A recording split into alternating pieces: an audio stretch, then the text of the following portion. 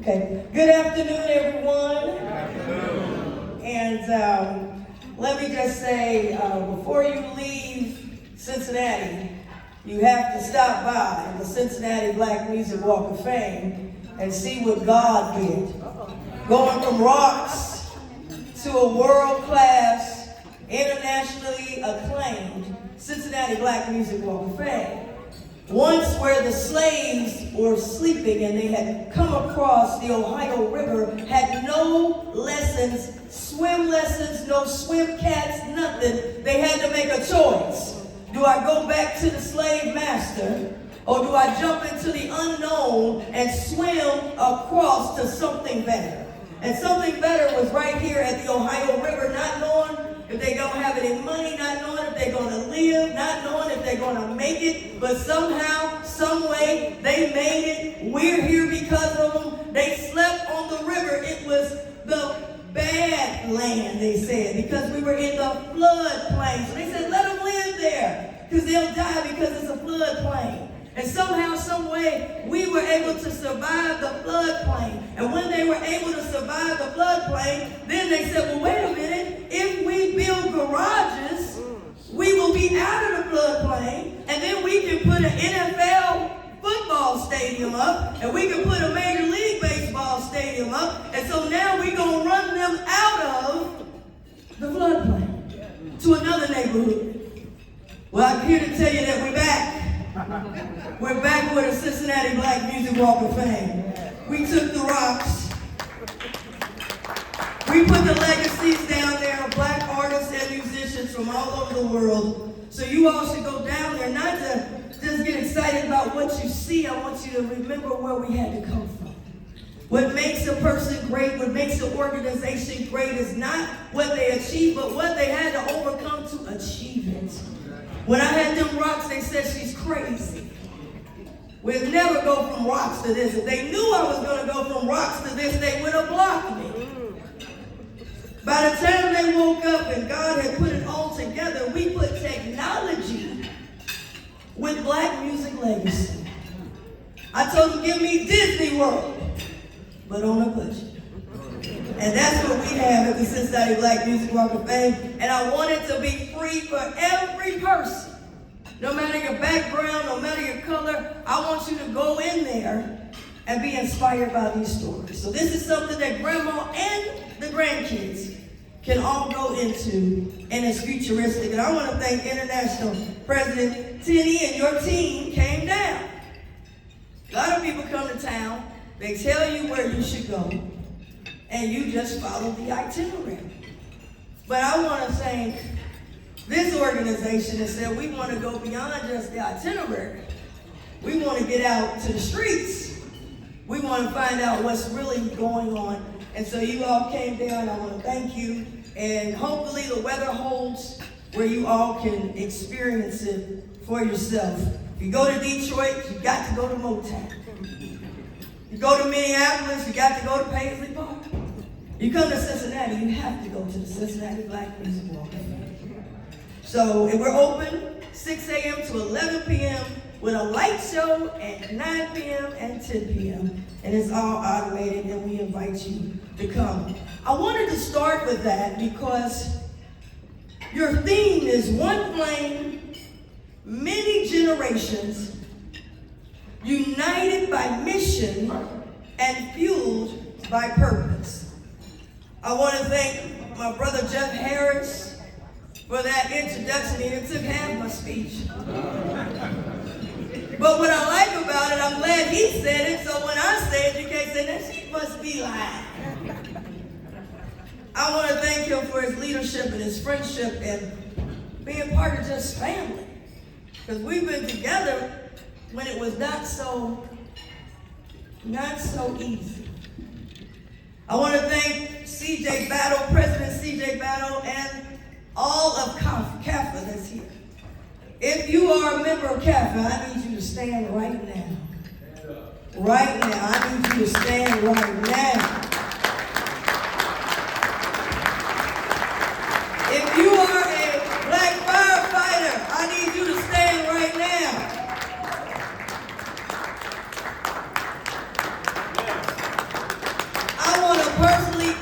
you all. I'm here to say thank you. Nobody else told you thank you. I'm telling you thank you. So I wanted you to stand because today I'm going to focus on legacy has unfolded here in Cincinnati.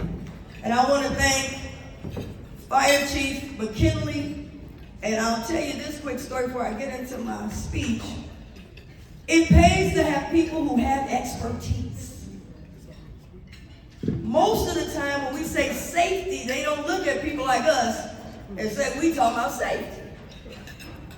And when we had the Cincinnati Black Music Walk of Fame, we have an induction ceremony, and we put it on like the Grammys. Y'all got to come back next year. And I'll make sure it's free. We in all white. We on the red carpet. We talking about 5,000 people. And we had Regina Bell perform live, and she got the Legacy Award. We opened up with Shirley Murdoch. You know when you open up with Shirley, it's about to be fire. And then we had Midnight Star celebrating 50 years. So this is top notch. And so we overcame all these hurdles. I had to raise private money and all that, so the taxpayer money, I done all that. And then we get into the venue this time. They said, it's been so successful, we now gonna cut down capacity. First they put a clicker on me to see, is anybody coming?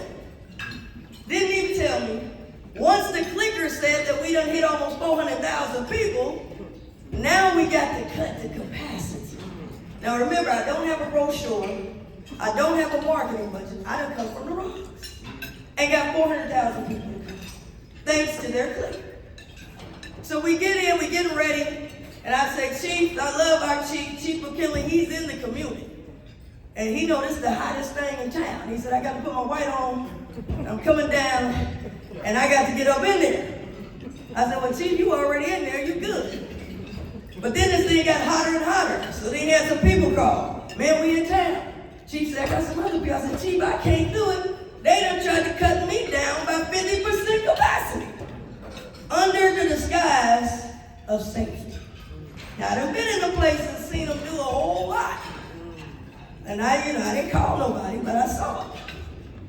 But it's important to have people with expertise, because decades ago, I couldn't have called the fire chief and asked him to send some experts to come down there to tell me, is this true? Because me, I'm looking, I said, man, I got space everywhere, all this open space. So they came down. And the venue was saying, well, we've got to be safe, and which safety? I'm a county commissioner, so you know I want to be safe, I'll be in trouble. So they came down, and when he came down, he said, stay there, I'm sending my assistant chief. Assistant chief comes down, goes through the measurements and all that, and finds out they done cut my capacity. Immediately, they assume because the assistant chief is black, they gonna ask him what's his name and what's his credentials, and then threw out a name. I talked to so-and-so and so-and-so. And I loved the professionalism, because that's what we're talking about, of the assistant chief. He looked at me, just took his phone out. He said, yes, I'm aware. He's one of several people that report to me. Now, what's your name? And we'll be getting back with you. And next thing I know, the venue ran and sent me an email. What's no problem? We definitely, I didn't know you wanted any more chairs. We have plenty of room for chairs. We didn't have a problem at all. But the guy who was there said, this is unprecedented. That stuck with me.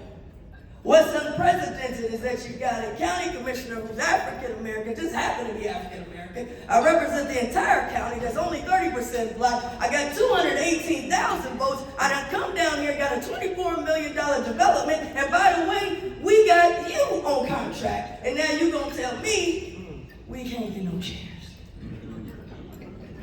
And it wasn't a time that I could get on the phone and call a fire chief who would pick up the phone.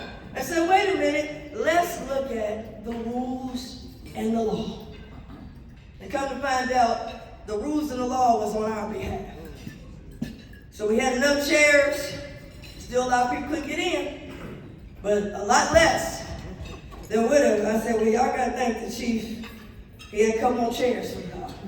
And we put the rest outside and had a watch party. And it was a great event with no problems. And this event had no problems. And so today what we're here about is legacy. I want to talk about Cincinnati's legacy that has unfolded in front of us. Now you'll hear at your convention, as we hear all over, the gloom and doom. This is a tough time in America. Many of us have never lived through or seen anything like this. So we don't even know what to do. They reduced us to acronyms. So I said, well, I'm talking about DEI. I got the DNA. What are you talking about? What are you talking about? Can't limit me to that. You can't limit me to that small budget. Many of us, when we get positions, they put you in the, whether it was DEI or community affairs, and I'm in marketing. They put us in community affairs, and the most you can get is $5,000, and if you get $10,000, it's like $1 million, and the person got to come up and be able to talk at least an hour on your program.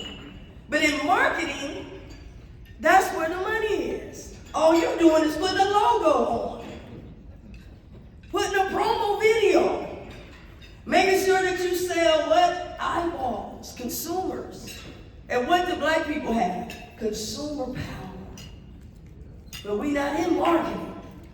They got us over in this other category, what they call non-essential. We got all kind of degrees, but we're in the non-essential.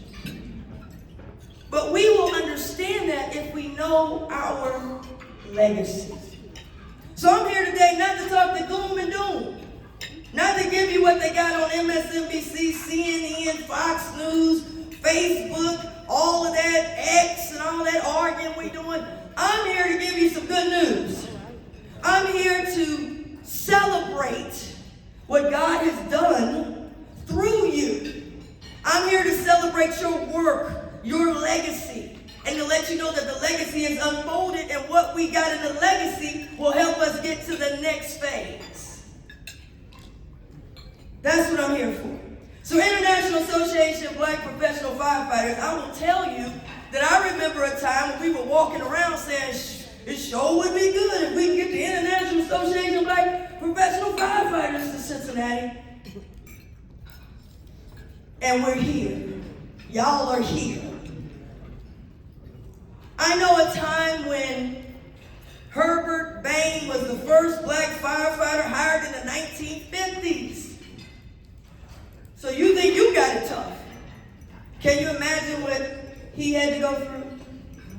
But in that same time period, we had our first black elected, second black elected, who would go on to be first black mayor, Theodore M. Berry. He was elected in 1949.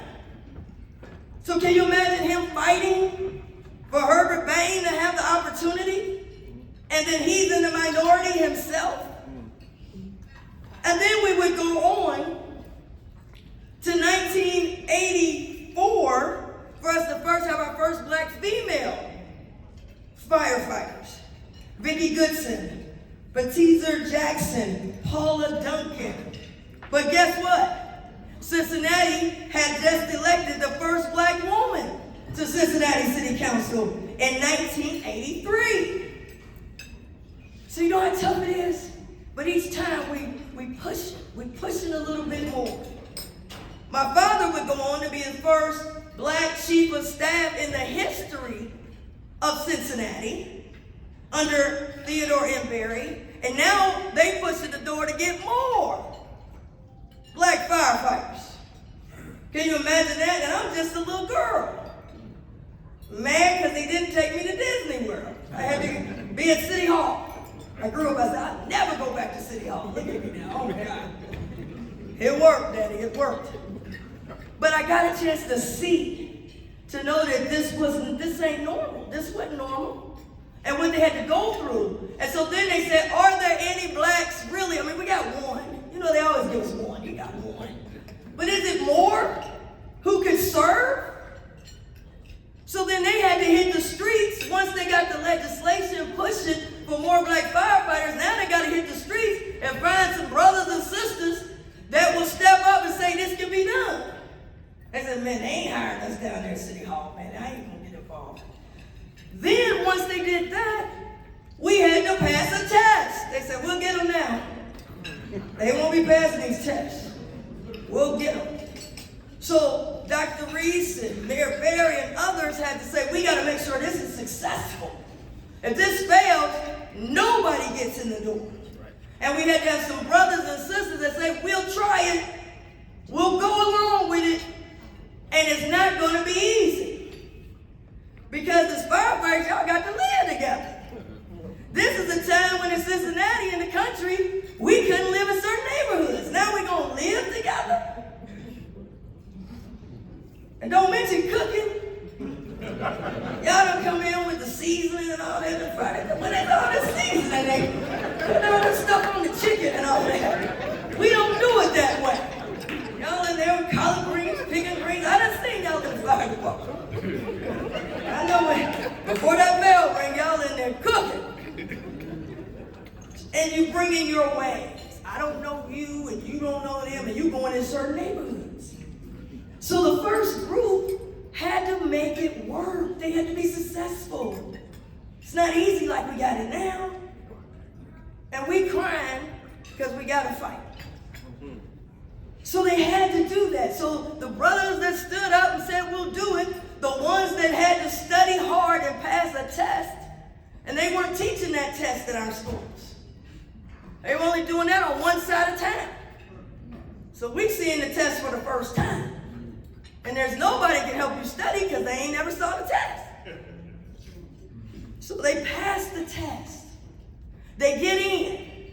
Now you know what they do. Now here come, well, we're going to file a lawsuit. We don't really think they should be in here. Somehow, some way they passed the test. Somehow, some way they convinced them to show up. Somehow, some way they stuck the seasoning in on the chicken. We got to stop this group because we open it up, more will come. Amen. So those brothers had to take it hard. Sisters coming in 84 had to take it hard. And you had to prove for the whole culture that you can do it. So then that moved forward in 1997. You had the audacity in Cincinnati to try to go for the chief. What in the world is going on? Who do they think they are? Now they want to be the chief. They ain't like it is now, McKinley. You come in and they salute you and everything. And so people before you had to prove that we can be at the top. So then Robert Wright comes in and says, I'll sign up and take the beating. I'll be the Jackie Robinson of Cincinnati firefighters. And so 97, I would tell you they would love to have the ceremony, Mr. President, and everybody salute, but it wasn't like that for Robert Wright. He had he was tangled up in all kind of lawsuits. And then here comes Alicia, Reece, a little girl that said, I ain't going to City Hall no more, Daddy. I'm trying to go to Disney World. I ended up running because they were going to close these health clinics. And Congresswoman Maxine Waters saw me and said, I see something in you. You going to run? I said, I am. Yes, you are. So I told my father, he wasn't born at first. This was my firstborn. I don't want you to be first on the line and get beat down. But I said, Daddy, God told me I got to go. So 1999, I was in my 20s. So I'm going to City Hall. At that time, Robert Wright was in there. He tussling with lawsuits, and they done re-looked at the test, and did he use the number 2 pencil, and was the paper to write? I mean, they went through everything on this man. The Jackie Robinson of our fire department. I end up running. Everybody told my dad, she's not going to win. She's too black. She's too young. And y'all ain't rich. Daddy came back and says, this is what she said God told her to do. Me and her mom gonna get behind her. I'll never forget, I got introduced to the Cincinnati African American firefighters. I wasn't in politics. I was in radio.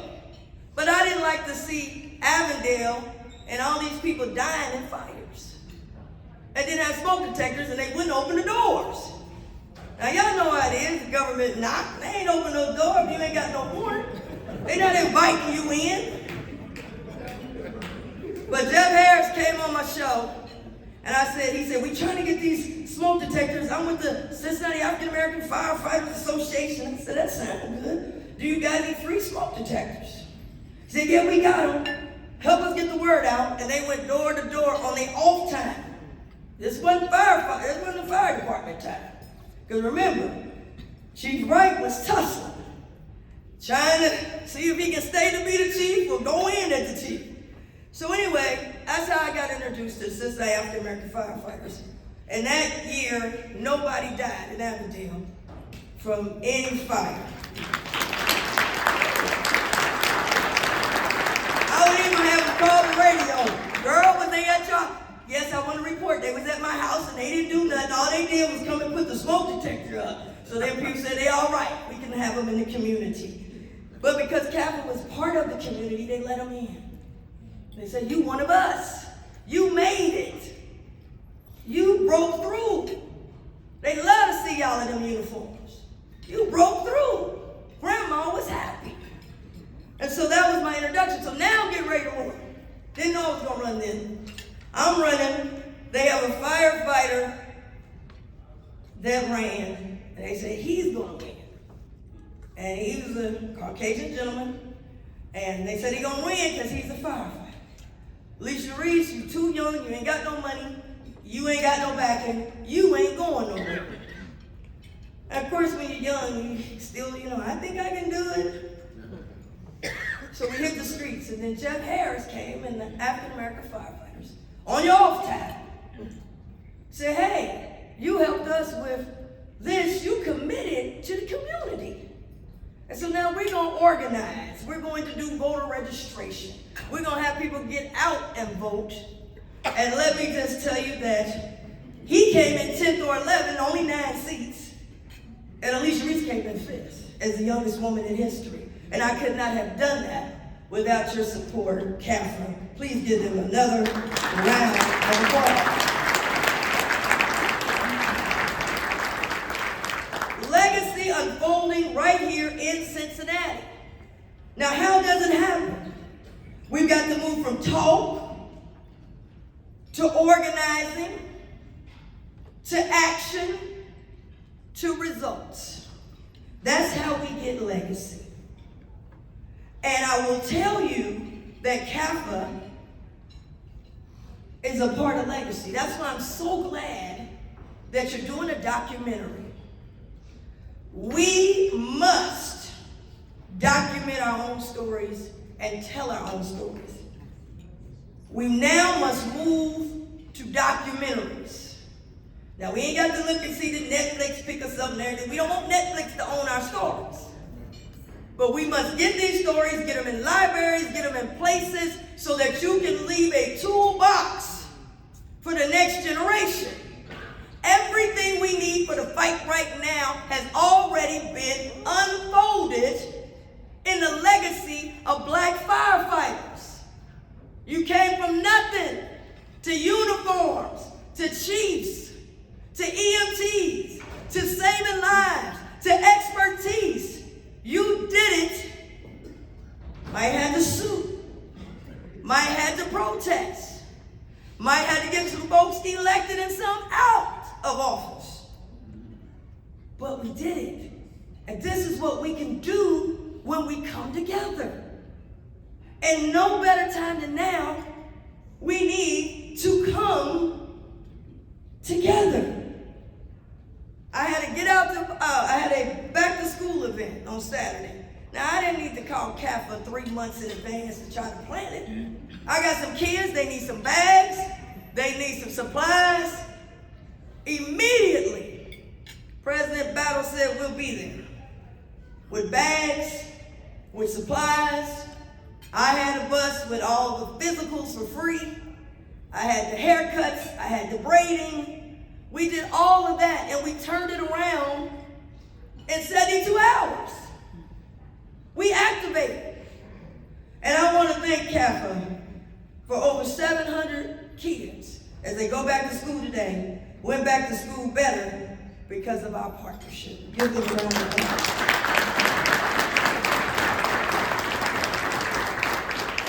Now, CAFA, they was organizing, they want to meet, can't meet at the firehouse, because, you got to do it off hours. Had no place to go. My father and mother owned the first black-owned banquet hall in Cincinnati's history. Jeff Harris came to my father, he was the president then, and said, hey, we want to meet, but we ain't got nowhere to meet. And my father said, we open our doors, Integrity Banquet Hall, and you all could come and meet. When you were meeting, you wasn't just talking. You had toy drives and Christmas gifts that y'all would wrap in. In fact, y'all saw me and got me to wrap in some gifts. But you were able to meet. That's the legacy started.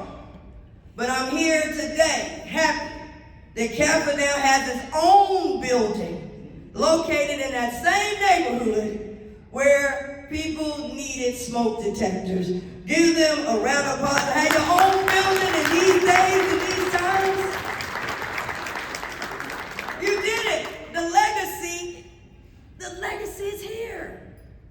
And you're having all kind of events there. Again, I told you I'm happy you're doing a documentary. Aziza Nubia, I know, is working with your event, and she's doing a documentary. She helped me with my documentary as well. From the Rocks, y'all can get it on YouTube. Alicia Reece from the Rocks to get the real story. We must tell the story before the glory. The legacy must be preserved, not in our heads, not wait for an 80-year-old man to come and tell you what it all was, because he can only take it so far. We must document it, we must protect it, and we must celebrate it. So I'm here to tell you that as they talk about DEI, affirmative action, so, whatever, I'm here to tell you, we're not going to have taxation without participation. You're paying taxes. You can participate. And on tax day, we're equal. And every other day, we unequal. Tax day, they ain't got no DEI program. I ain't getting no discount. Ain't no discount. You leave this hotel today, you get the hotel motel tax, I want it, it's coming to the county, you ain't getting no discount. Jump up, say I'm on the brother program, the sister program. We ain't got it. We charging you full price. And I tell people, if we pay premium price, we want premium service. So change the thinking. Have the thinking of the first black firefighter that said, I will show up for duty and take the beating and open the doors. Have the nerve of Robert Wright that said, I don't care, you sue me, I'm coming. He paperwork them to death. I said, dang, Johnny Cochran up in here. And he won. And because he won, we won. So don't get down. I know it's hard. I get down sometimes too. Don't give up. I know you want to give up. You say, man, why we got to work so hard? Don't give in. Sometimes you say, well, I got mine. They go ahead and get theirs. They like me, but they don't like the rest of them. Don't come and be a blocker. Well, they hired me to block all the blacks. They never get a job. If you want to be a blocker, you get on the football team. We need you down at the Bengals. I know Baltimore's in here, but we need you. Cleveland might need you. Shador needs you. So if you want to be a blocker, that's where you go. But don't come in the firehouse blocker. Don't come in the community blocker. Remember, everybody and everything has an expiration date. I don't care how great you are. You got to retire sometime. And then the ultimate retirement is when God comes and says you got to go. And he is not going to be happy if you blocked his work, if you blocked his people, and you blocked his dreams.